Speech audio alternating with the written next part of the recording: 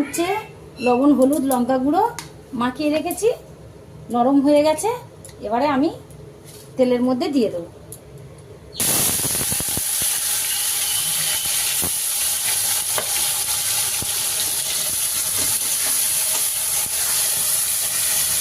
লাল লাল করে উচ্ছে ভাজা ভালো লাগে। হ্যাঁ, উচ্ছেগুলো খুব সুন্দর ফ্রেশ টাটকা উচ্ছে একদম। টাটকা কচি উচ্ছে তো একদম টাটকা উচ্ছে। হ্যাঁ। দেখুন বন্ধুরা, দেখুন।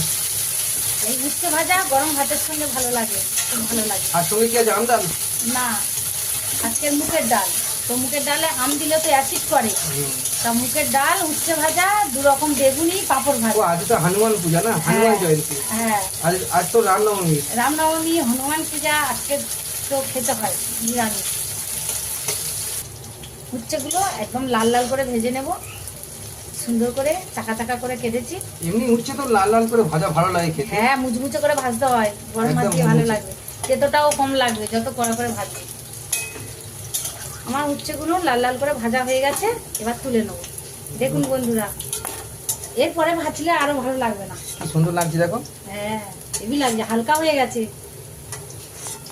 তেলের মধ্যে ভেসে আছে।